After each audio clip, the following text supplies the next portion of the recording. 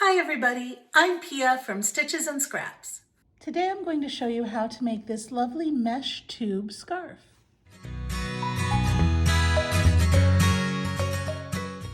We'll be using Lion Brand Vanna's Choice yarn, which Lion Brand gave me for free for this project. Start by making an even number of chains.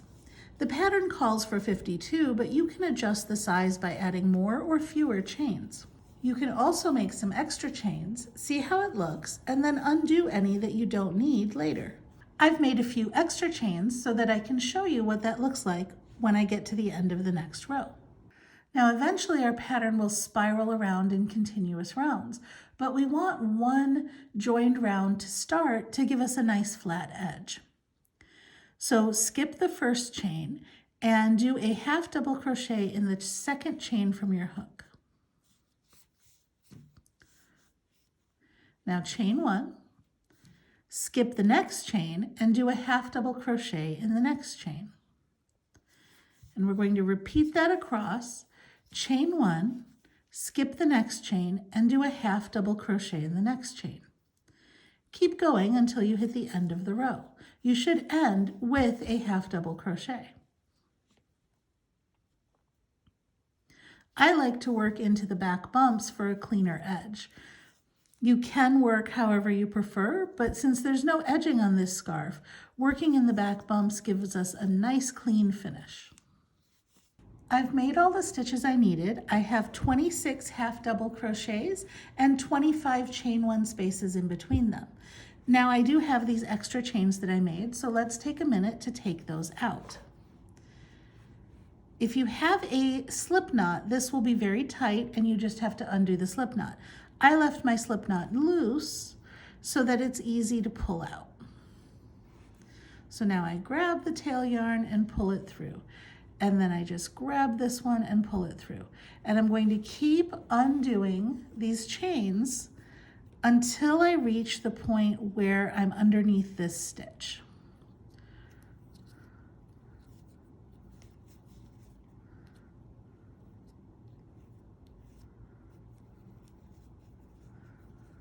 Okay, now when I pull this one out, I'm directly underneath that stitch, right? See my yarn's coming out from at the bottom of that stitch? So now I'm just going to pull it tight, and there I have my perfect row.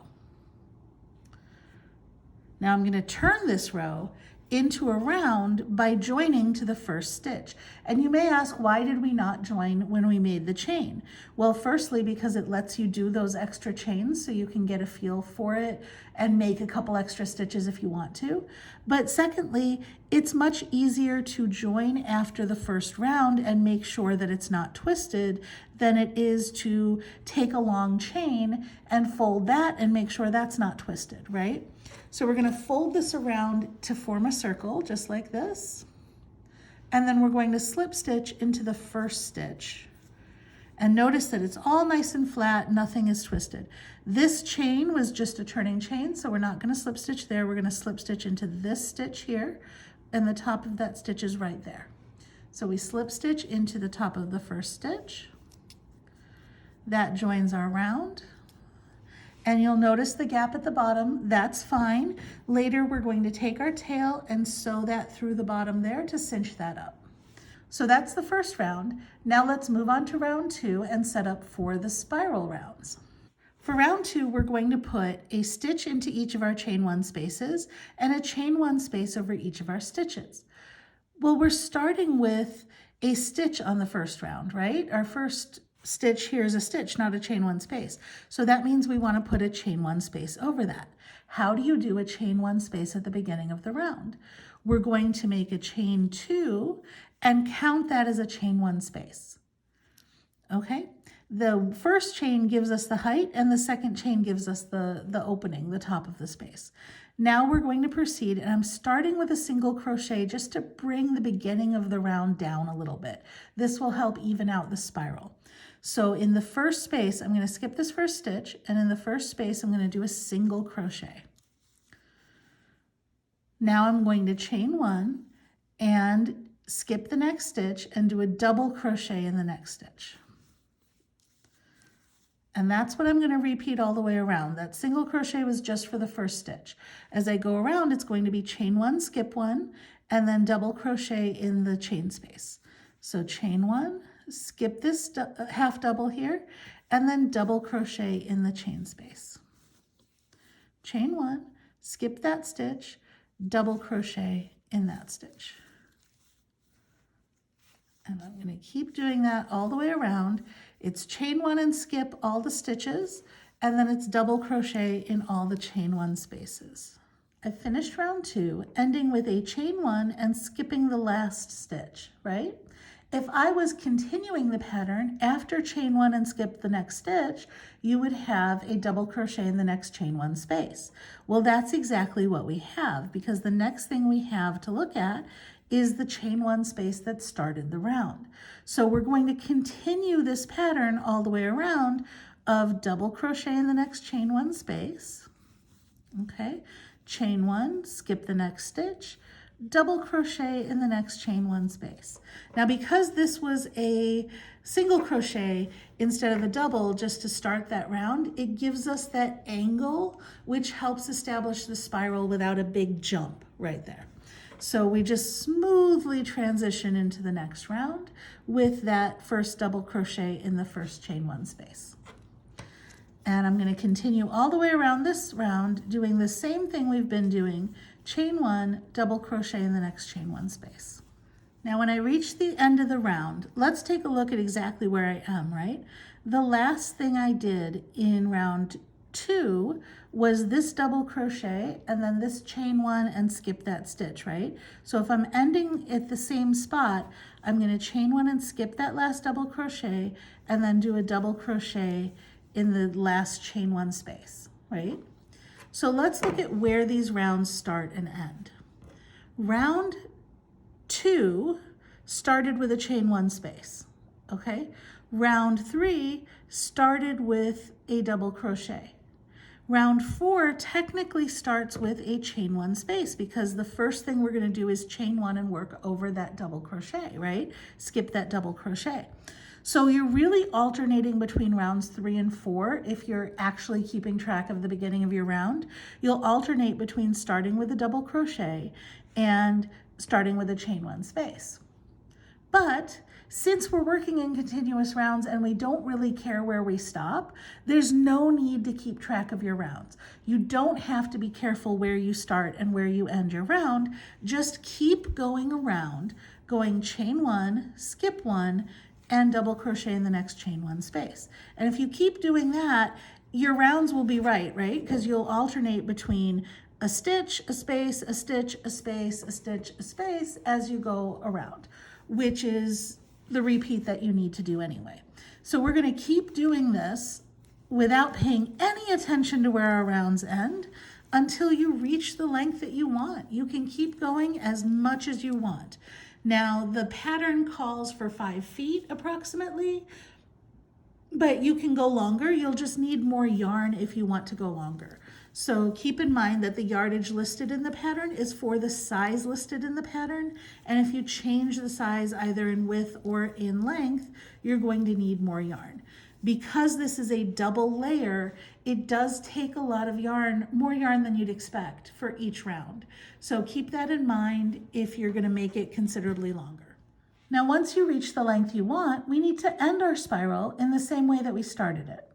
So I finished the last double crochet that I want to do, and now I'm going to chain one and skip the next stitch. Then to bring my spiral back down again, I'm going to make a single crochet in the next space instead of a double. So a single crochet there, and you can see how that kind of brings that angle back down just like it brought it up when we started. I'm going to take it one step further. I'm going to do a chain one, skip the next stitch, and then slip stitch into the final chain one space there. And that mimics that starting chain one that we did on the very first spiral round, so on round 2. Now to mimic the half double crochet round that we started with, I'm going to do a half double crochet round. So I'm going to chain one, okay, because I'm in this space now. I'm going to chain one and I'm going to half double crochet in this space. chain 1 and skip the next stitch, half double crochet in the next space. And I'm going to continue that all the way around, chain 1 and skip every stitch, and half double crochet in the next space, and then I will join the round to give it a nice smooth finish, just like we had at the beginning. I'm reaching the beginning of the round again. I skipped my last double crochet and I half double crocheted in the next space. There's that last single crochet I made, so I chain 1 and I half double crochet in the space after that. And that brings me back to the beginning of the round. Don't worry about that slip stitch. That was just to join the end of the round, right? So that brings me back to the beginning, and I slip stitch into the very first stitch. So there's no chain 1 here. Remember, I started with 2 half double crochets next to each other on round 2, and I'm going to end with 2 half double crochets next to each other on the final round. And that gives us this nice even final round that matches the first round that we had. Then all that's left to do is fasten off and weave in your ends. Speaking of weaving in ends, let's take a look at that gap at the beginning. At the beginning, we have this gap where we didn't join our foundation chain. At any point along your progress, you can pause and seal this up, or you can do it at the end when you're weaving in ends.